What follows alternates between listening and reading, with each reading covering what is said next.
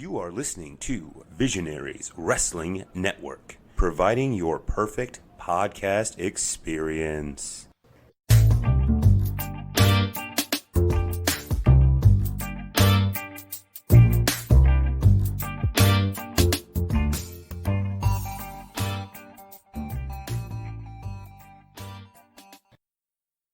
Okay, this is the MGB review of the AEW DYNAMITE from DC. This was the very first event. I wish I'd written down the date. I think it was October 2nd, somewhere around there. It was either October 2nd or October 3rd. It was 2nd. At the Capital One Arena. And this nearly didn't happen. I tried to get tickets for this. I tried to actually get tickets for the one in Jacksonville over the summer. And as soon as I got on, I wasn't working, so I was straight on the website. Every ticket you clicked on, it was like, sorry, somebody just purchased this ticket. Please try again. And this one was during my planning period. I was like, great. I have my planning period and lunch at the same time. So I can pick when I spend my 30 minutes eating lunch. So I picked my 30 minutes when the tickets came on sale. Same thing. Couldn't get them. Everyone I clicked on kept disappearing. Couldn't get anything at all. So I was kind of a little bit upset by this. Anyway, we waited, and about 3 weeks later, suddenly tickets were starting to come down in price. I actually looked on TickPick straight away. They were selling like $25 seats for like $75 to $100. I'm like, we're not going. But anyway, so a few weeks later, prices came down to $25. And actually, it did as a benefit because you don't pay fees on TickPick. Ticketmaster, $25 seats are like $40 because you have to pay all the different charges they have. So I was kind of happy. So I was like, sure, great, we're going, no problem. A few weeks later, as it's getting closer to the event, tickets were going for like $10. And I was like, oh well. I was like, never mind. On the day of the event, $4 I actually saw for one set of tickets. Now, I think 2 days before the event, I was looking just to see what prices were. We found some lower level seats for $22. And it was said limited view. And we've been to ones before, and we said they were brilliant because you can see the stage. You can see them walking down, and we were close. So I actually paid $22 for those. Didn't bother trying to resell the other ones because I didn't care, because I knew I wouldn't get much from anyway.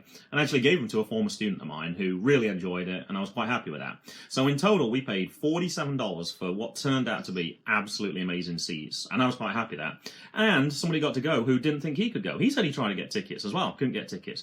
So it actually worked out pretty good. Do you want to tell us how good those tickets were, or how good those seats were? So we were like right next to the entrance, and then like we were like the second row to the entrance, and then we could perfectly see all the way to the ring too. Yeah, we could see fine. I was kind of surprised. There were, although it was sold out, there were plenty of empty seats. To the section to the side of us where you could see a little bit better, there was 3 empty rows, and actually some people from the end of our row towards the commentary side actually scooted across so they could get a better view. I didn't even bother. I was quite happy where we were. We could see the stage fine. You could see the commentary team fine. You could see the ring perfectly okay. We got some great pictures there, so I was perfectly happy. One thing we noticed as soon as we got there is that camera that you talked about, the one that somebody slammed Roman Reigns into. I don't know what it's called, like the swing camera thing. That was right next to us. In fact, as it swung over us, I kind of felt like I had to duck a little bit. It was so close. Another guy was practicing beforehand, and he was filming the guys on the end of our row, and I don't think we actually made it on camera at all, but we were close to it. That was cool kind of to watch that. Now, I thought for people further down our road, that might have blocked the view of the ring sometimes. It didn't bother me at all. I thought it was fine. All right, who did we see pre-show then? Darby Allin? No. Before any of the matches. Oh, DDP? We got to see Diamond Dallas Page. Neither of us got our phone out quick enough, though. I kind of got a picture, but it's not. It's blurry.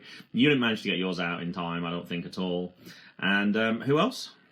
Bobby Shields and Brandon Scott. Somebody shouted MC Dub, and I was like, what? And then I looked, I was like, oh, there's Brandon Scott down there. So he acknowledged the person that shouted that. So yeah, there were some local people there. There was also the commissioner as well, who we've seen from Primetime Pro, Andrew, and I still haven't looked up what his actual name is. But yeah, he was there, and as you said, he would have to be there. This is probably the biggest wrestling event in DC in a long, long time, I would guess. I know WWE had a pay-per-view event there. About 20 years ago. I can't remember which one it is. I should remember, and my mind's blanking right now. So, but yeah, since that's probably one of the big... We've had pay-per-views there, but this felt like a big event, as far as I could tell anyway. All right, so you want to get straight to the actual pre-show itself then? It was Darby Allin versus Cena. I'd heard Darby Allin was really good, but I'd never actually seen him before. I haven't even seen him on Indie Wrestling TV. So, I like Darby. He, does a trish ball, but jumps a bit. He does. Yeah, he basically it's just dead weight, isn't it? It kind of reminded me a little bit like Orange Cassidy. It was kind of like that effort. Like, I'm not really putting any effort.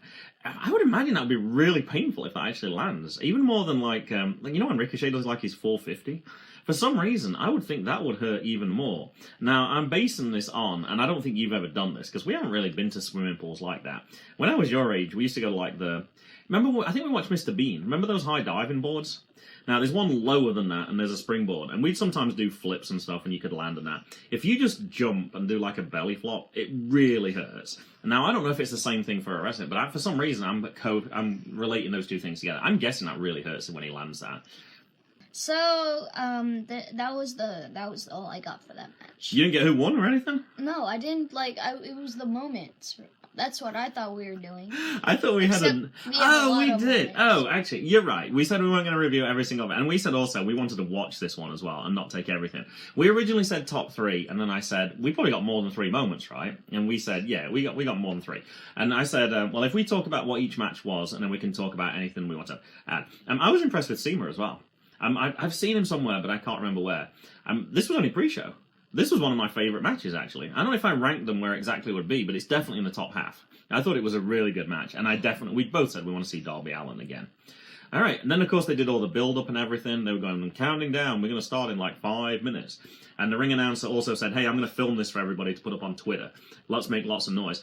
We didn't talk about the fact, even pre-show, of course, you get your standard, woo, and everyone sort of responds to that. There was big chance of AEW as well. And the atmosphere, I told somebody else, to me, I thought the atmosphere in the ring was even better than the atmosphere at WrestleMania. I don't know if that's because it was smaller as well, but those fans were really passionate. That's what I thought, anyway. All right, you want to talk about the first event then? What was match? Well, I guess the legitimate match, one that people saw on TV. Cody Rhodes versus Sammy Guevara. Okay, what do you want to say about this? So Sammy, he jumps from the mat all in one to the top rope to meet Cody at the top. Mm-hmm. And he has some really good jumps. Mm-hmm. And then Jericho, he attacks Cody Rhodes out. After he'd won the event. Yeah. Correct. Now, I'd heard of Sammy Guevara, because I've listened to his interview on the Doc Match podcast, so I kind of was aware of Sammy Guevara. I think I've seen one of his matches, but I knew people said that he was really good. And he said on the package they built up that this was a big match for him. Great, we've got Cat Sneezes in there. I think we've had Heel Cat in our podcast for like the last 5 episodes now. She seems to be wanting to be a bigger part of this one. And yeah, I thought that was important though, because a lot of casual fans, I don't think would have known who Sammy Guevara is. They probably know Cody Rhodes, because they would have known him from earlier in WWE. And probably Dustin Rhodes as well. And Dusty Rhodes. So there's a few Rhodes people they might know. I don't think they know Sammy Guevara. So I thought it was really important they did that interview, like pre-show, to sort of talk about who they are, how they were setting up the rivalry, etc., etc. And actually at the end of the match, I know there was one more thing. The reason that he attacked him was Sammy offered him a hand, and it was like, oh, good sportsmanship. And of course he only did that though, so Jericho could come out and attack him. I thought it was a solid match. There was one other thing from that match I remember in particular, was as Cody was about to do a suicide dive, Sammy pulled Brandy Rhodes in front of him, so he took out Brandy instead of taking out Sammy. I thought Brandy would have had a bigger role in this match. I thought she was going to be the heel. That was my prediction. I was like, she's going to interfere in this match. And actually, Cody was the face for this one. And no, Brandy was behaving herself. And perhaps I just don't know those characters well enough. I don't think either of us have really watched any AEW pay-per-views in any great detail. I saw a few highlights. I heard people talking about it. But I don't know the backstories as well as other ones. Okay, next match. Oh, I have something else before that. I forgot that there's some... I didn't really like that the people started chanting Stardust. All right, match 2. MJF and Brandon Cutler. I didn't know Brandon Cutler at all. We knew MJF because we talked about him on the Nova Pro appearance, and we see him weekly on MLW as well. So MJF, of course, came out with his scarf around his neck, established his heel character straight away, because he's talking trash to the crowd. I can't remember anything specific he said. He probably said this is like a terrible town or something. He said you people stink. He said to Brandon Cutler, this is not Dungeons and Dragons. Dungeons and Dragons isn't real. Yeah, I didn't know Brandon Cutler at all. I've heard the name, but I certainly haven't seen him wrestle before. And this was kind of a short match. I don't really remember anything about this match except for MJF's promo. And I think as a first show, this is like... I've listened to a few podcasts. I listened to Big Gold Belt. I listened to Kelsey on Two Face Pod. And a lot of them talk about this is like a pilot. This is like you setting up the characters. So whether the matches were kind of unimportant at this point. You just kind of establishing where people are. Are they good? Are they bad? And then for later feuds. So I was okay with this one being so short. MJF, he won with just a quick submission. I actually missed it. I honestly don't remember what I was doing. I don't know if I was looking down at my phone or if I was entering. I honestly don't remember, but I know I missed it at that point. All right, now was the promo that you wanted to talk about, though. Okay, so the Lucha Brothers, he attacks Kazarian and Christopher Daniels, and I've seen them on Impact a lot. Yeah, you knew them. I was like, how do you know those? Yeah. And then you'd obviously seen them on your DVDs that you had, because I said you're the expert on some of those things that I don't get to see. I like the promo they cut in front of DC, actually, because they were in there. What was their logo? This is like the worst town I've ever been to or something. And I actually looked on their website, where I think it's pro wrestling t-shirts, and they have them for different cities. But I like the one in Washington with the capital on. That might be one I might get in the future, possibly. You didn't like that? No, I like DC. Well, I do too, but that's not the reason, though. I liked it because it was a wrestling thing. I'm not wearing that in DC. You wear that in I'm not DC? wearing that near DC. No, that's at Eastern DC. No. No, you might be one of those gun crime statistics. Yeah, probably not such a good Probably thing. But like I would wear it if it was something like Las Vegas or something. But as heel heat, though, it's perfect. I don't think that's any different from, I guess, the event that we're going to review in a week's time. We've already recorded it, actually.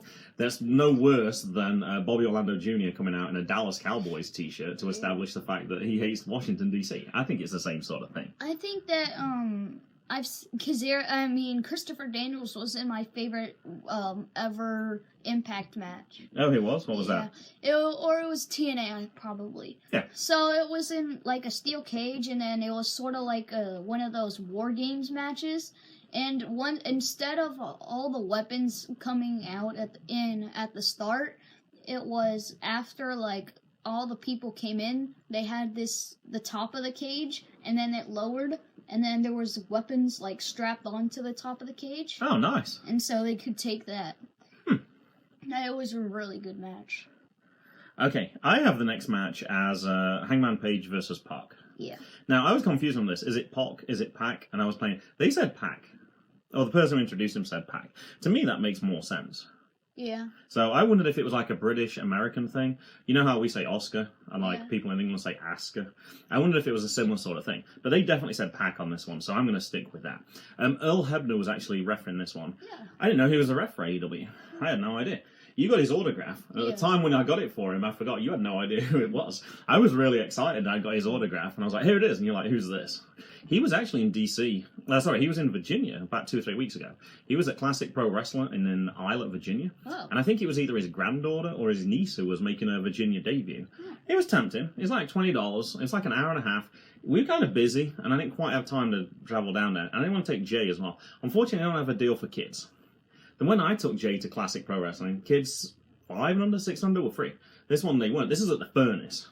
So it was kind of like, it's tempting, but I'd just been to Classic Pro anyway. I was like, I don't want to go. I think it was back-to-back weekends, and I was like, I don't want to go 2 weeks in a row.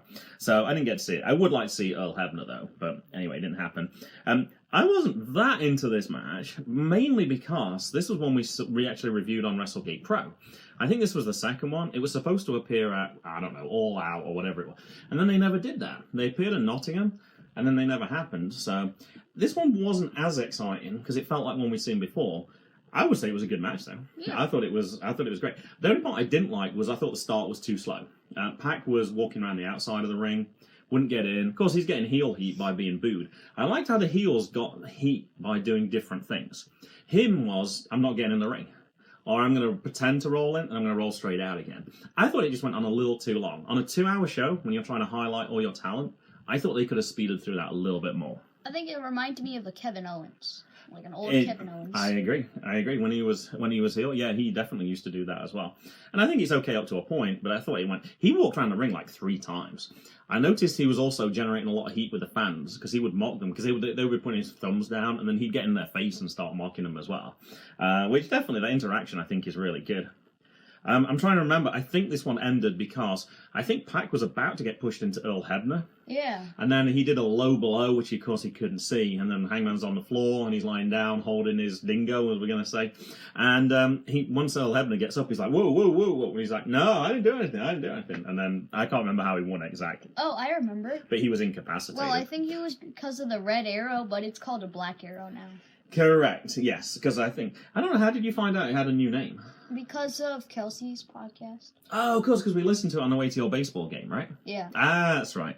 I couldn't remember how you'd actually heard that, because we said we were going to give an assist to that. That was from Paul. Paul made that comment, and I said we must remember to give a shout-out to Paul for mentioning that. Because we didn't hear the commentary. I listened to some of the highlights on TV, and then it was like, well, this is the same as what we watched, which, of course, it should be. And we were low down, and it felt we were close anyway. And, of course, when you got the TV, you're close as well. So I didn't think we'd miss too much for that. Next match I have is Nyla and Riho. Yeah. I have one thing. I saw a sign for this. I saw it earlier, and I didn't get a chance to write it down. I don't think this is going to mean anything to you at all. Someone was holding a sign. He had like 10 different signs, and he kept switching them. San Dimas High School football rules. I didn't think that would mean anything to you. Have you heard of Bill and Ted? I didn't think so either. This is a film from the 90s. Bill and Ted's Excellent Adventure, Bill and Ted's Bogus Journey. They're having a new one that's supposed to be out either this year or next year. They're hilarious. I'm going to guess they're PG-13. I'm going to guess it's one that you can probably watch at some point soon. I actually watched them about 3 years ago to see if they still were as good. And they're probably 25 years old now. I still thought they were funny. I still enjoyed them. They were very old, but it was kind of... I like them. I think they were cool characters. So I don't know if that sign made it onto TV. He was on the entrance. He was on the ramp, so he was holding his sign. So I guess he was hoping people were filming it, but... That was the guy who I saw at Elimination Chamber, and I saw him at Nova Pro before. Oh, so he's probably at a lot of different events, so that might just be his thing. He goes to, like, every single event and sits there. I've heard somebody talking about somebody that does that as well, because they were kind of curious, like, who is it? But, okay, go ahead. You talk about this match, because I have a very different take on this match, and everybody else was generally very positive about this match. So why don't you talk about what you thought about this match first? So, Nyla, she jumped from the apron onto chairs, and then Riho, she got tangled in the rope, and then Nyla, she did, like a jump onto her. It was like a double stomp. Mm-hmm. And then, but it was a kick out, and that's all I got for that match. But there was a lot more. Now, if I'd never seen that match, I would have no idea what you're talking about. Why Nyla would jump onto chairs is very confusing. Riho was lying on the chairs because she put her there, and then obviously once she jumped, she moved out of the way, so she crashed into the chairs. This was obviously like a David and Goliath battle. It was big versus small. I don't know. I don't know if comments would be just exaggerating, but they said she weighed under 100 pounds. Nyla certainly weighs over 200 pounds. There was a big difference between those two in terms of size, and obviously it's that classic battle. You've obviously got the small person who can be quick as well. I like this match to begin with. I was excited to see Nyla Rose, particularly because she's from DC as well. So that was one of the things I was looking forward to. My only problem was I thought it went on too long. There was one move that Nyla did on Riho from the top, and I was like, there's no way she's kicking out, and she kicked out. Of course, everyone was like, whoa, and I was like, okay, that's fine. Then she did another move, and there's just no way she should have kicked out of it. There was too much kicking out of moves, and at that point, I lost interest in the match. I was the only one, though. Everybody else loved it. I heard several people say it was their favourite match of the night. I was like, I thought it went on too far. The first half of the match, loved it. I have no problems with Riho winning either, but I don't think you should have an impossible move to kick out of that she manages to kick out of. But anyway, that was my only criticism with that. I thought Britt Baker might have got involved as well, because she was on commentary for that point. That was the other cool thing. We were right next to the commentary team. You could see them. I thought Britt Baker might interfere in that match, but she didn't need to. I did like the fact that Kenny Omega came out as well. He came out to rescue her after Nyla came in. I think as they were holding the belts up, someone was trying to interview her in the ring. She attacked them, and then Kenny Omega came out and kind of protected her as well. So, I don't know if there's a New Japan connection there. That was the thing from a casual fan. There was a lot of things that you're like, why did that happen? I have no idea. I have no idea who Riho is. I'd never seen her before. I only know Kenny Omega because obviously he's a big name. He was number 1 on the PWI the other year. So, as a wrestling fan, I obviously know who it is. If you're a casual fan who's only watched WWE, that might have been a problem. So I might be guessing and totally getting this part wrong. Riho looks like Io Shirai. She does. I totally agreed with that as well. Yeah, she has a very similar build of character. Except Io Shirai, I think, is heel right now. But in terms of when she was originally a face, and I would agree with that. And I just noticed on here, I obviously didn't click save. I don't have anything written down for the other matches. So I know there were more matches, unless there was just that one match. Mm-hmm. All right, you want to talk about the last match? It was Nick Jackson, Matt Jackson. Matt Jackson, the Young Bucks. And Kenny Omega. I think they're called Team Elite, I think, or All Elite, or something close to that. Yeah. And versus Chris Jericho and LAX.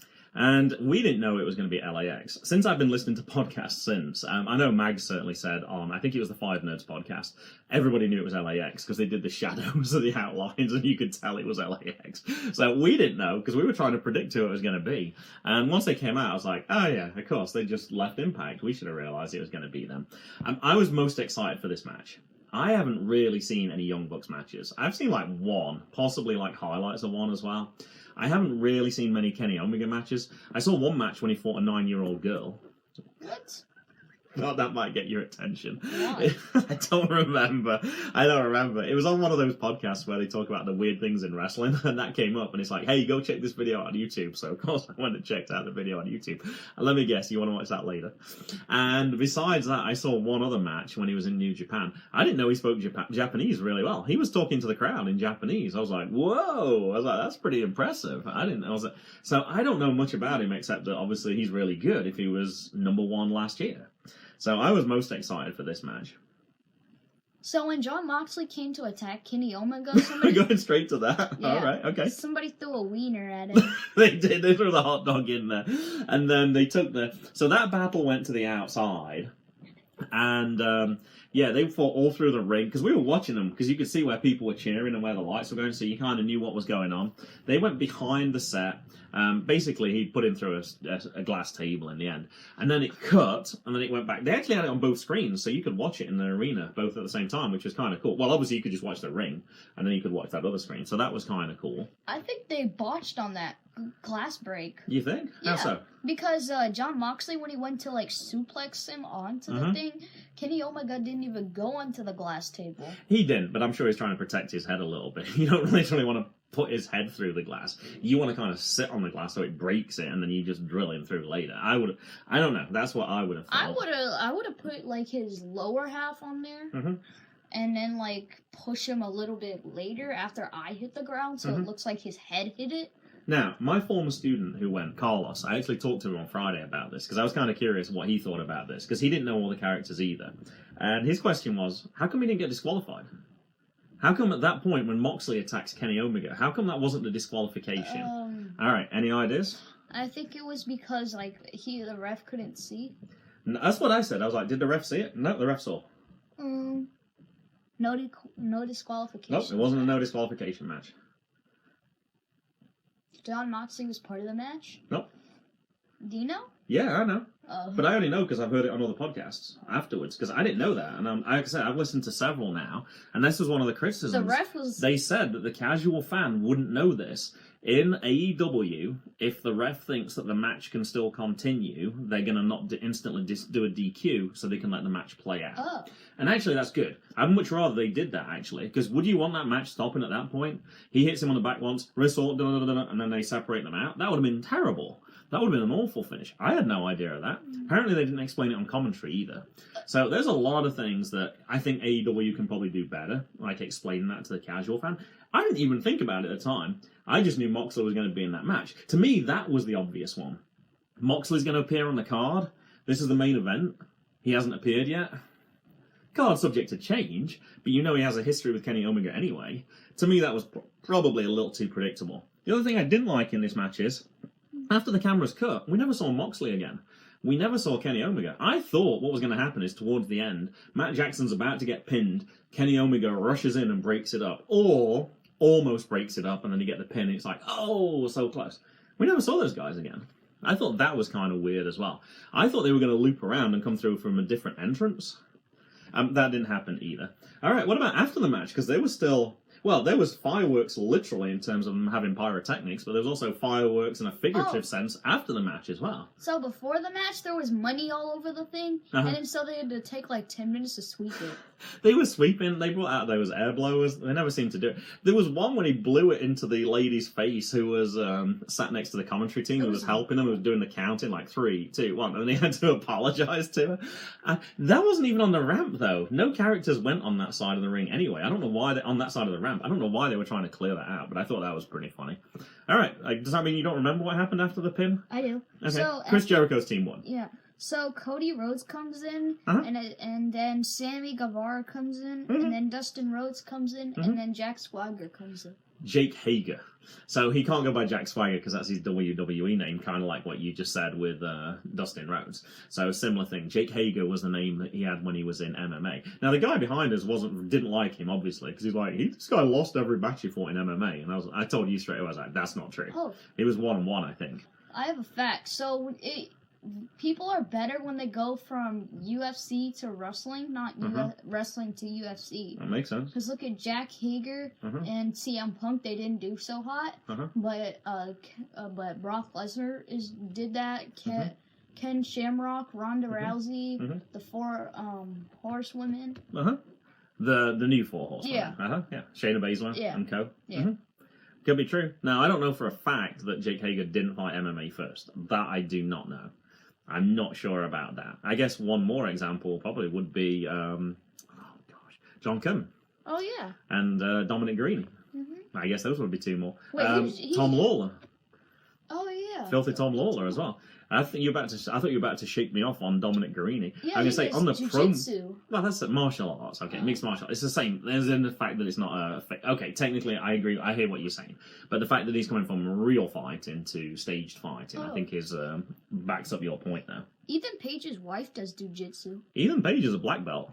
Oh, and his wife does jiu-jitsu. That was mentioned on the podcast because he never mentions it. He tends to bring it out when he needs to prove a point. Like when people say like he can't fight, that's when he brings it out. It's like, I'm a black belt. I was really shocked by that. I didn't know that at all. But I like the fact that he keeps that quiet and then just brings it out when he needs to shut somebody up. I really like that. And then I guess that was kind of it. That was the dominant heel set at the end, and I guess that's where they cut out. I actually liked how quickly, within a 2-hour show, they established their heels and they established their faces. You know clearly who's which right now. I like the fact that Cody is a face. Kenny Omega, I think he's 0-5 now. I think they've had 4 pay-per-views and he didn't win one, and then he didn't win this match either. You know, at some point that's obviously going to turn around, but I like the fact that they're putting other people over, though, as well. They're not worried about making him the big star immediately. He's already a star. He doesn't have to win to be a big star. Same with Young Bucks. I'm okay with them not winning.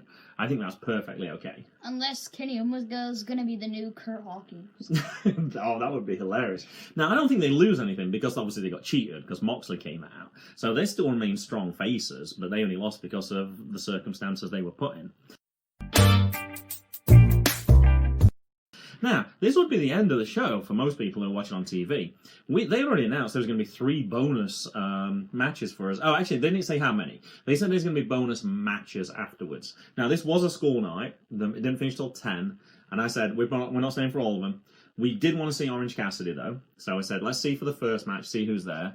We got lucky. Orange Cassidy was in that first match, although it was only ringside.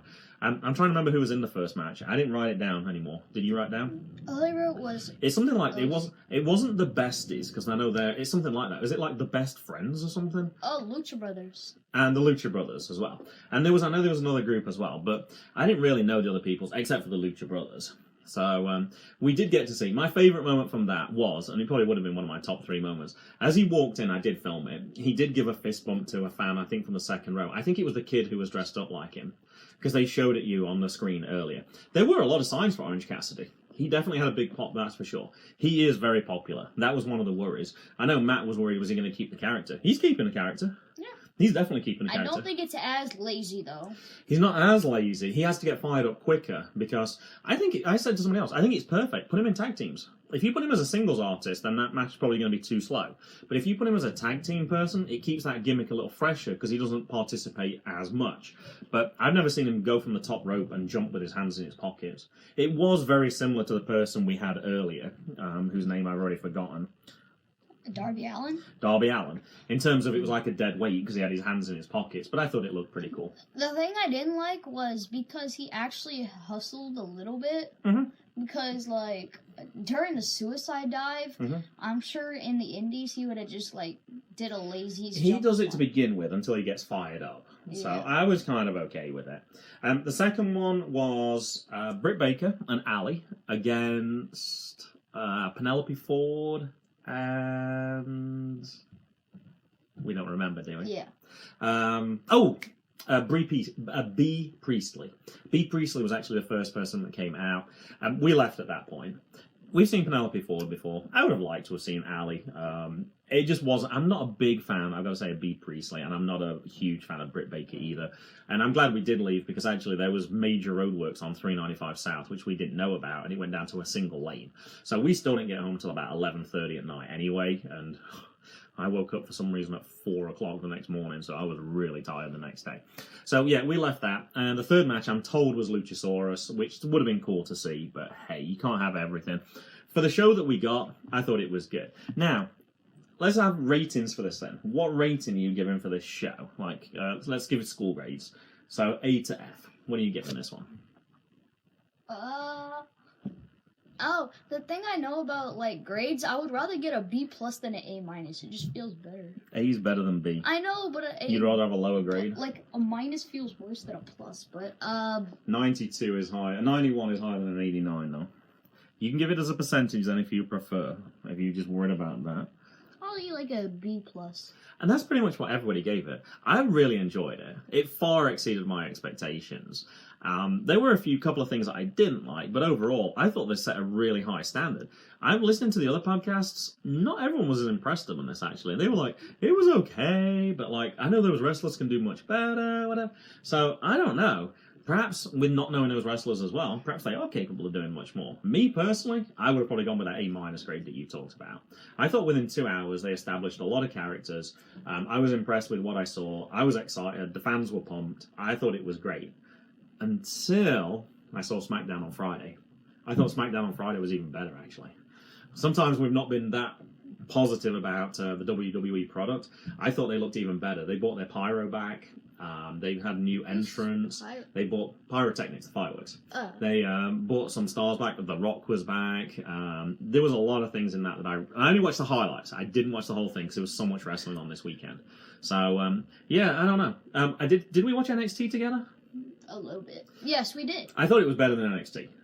Yeah. Personally. Yeah. There was a lot of other people who said they thought NXT was better. I didn't agree with that. I thought AEW was the better show of the two.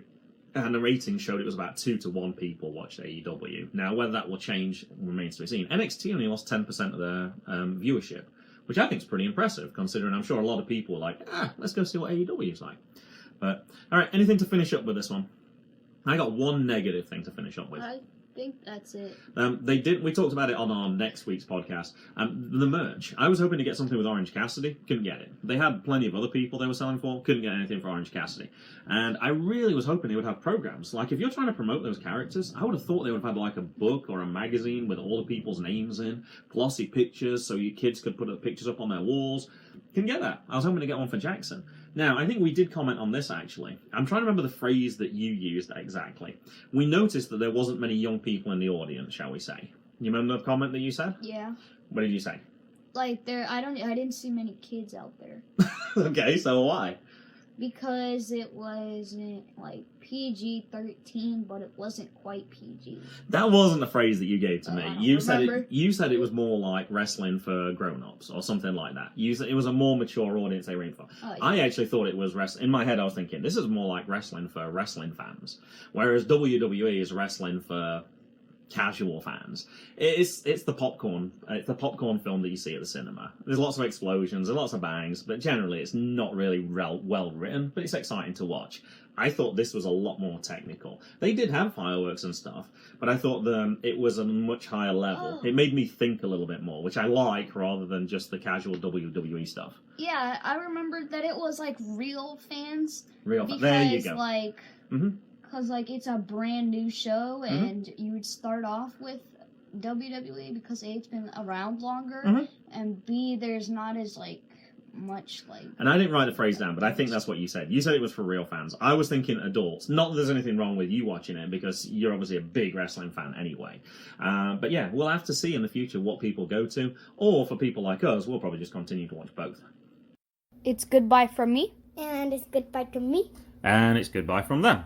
Goodbye.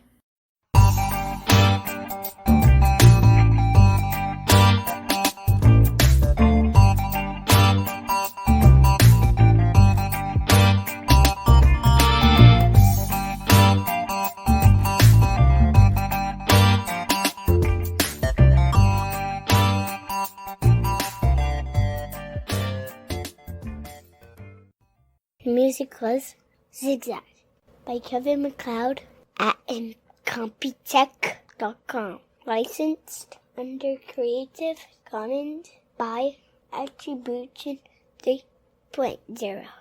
HTTP :/creativecommons.org/licenses/by/3.0/ You are listening to